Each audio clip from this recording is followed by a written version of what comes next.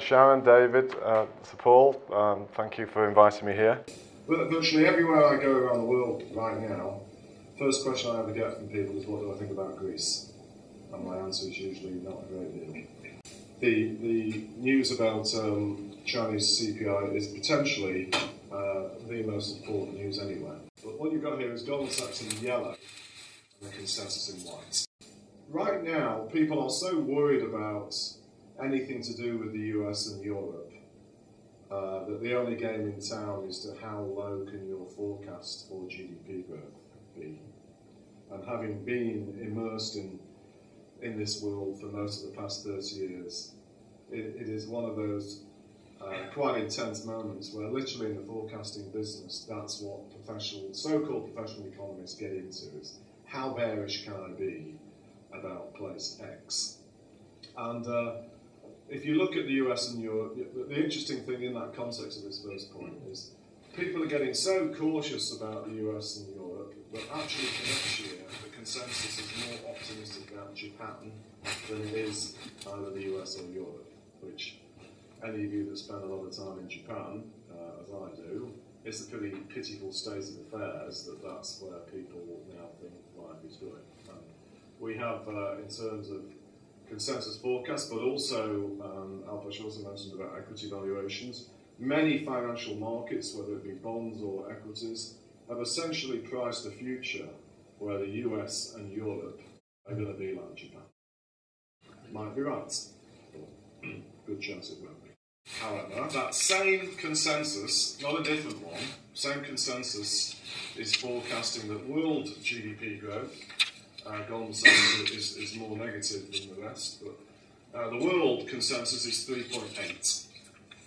Last 30 years in which I've been in this business, the world has grown by 3.6, 3.7. The consensus forecasters kind of get how the world is changing, but what is particularly intriguing, a lot of people in the West don't get it, even though this is what people are forecasting. Because right now, as you can see in virtually any newspaper you care to pick up in London, people think the world in general is in a complete mess. And the reason, thirdly, of course, why it's the case is because of the BRICS. In that, here is the same sort of thing, but now looking at inflation. It has become very fashionable in media chat and amongst a lot of analytical chat that yet again this crisis has demonstrated that so-called emerging markets can't decouple from the West. That is wrong, in my opinion.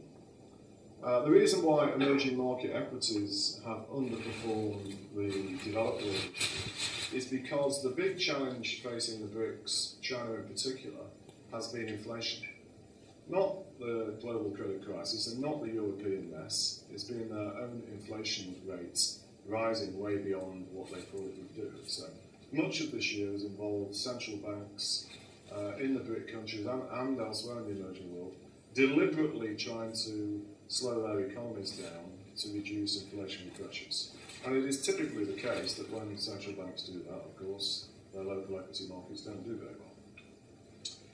And therefore, it's very important for many related issues, including markets, to manage Chinese inflation. Because if Chinese inflation is indeed peaking, it means the Chinese authorities can essentially feel increasingly comfortable that they might be achieving what one would loosely call a soft landing, certainly stop tightening monetary policy, and possibly, actually early next year, or maybe even before this year is over, ease monetary policy.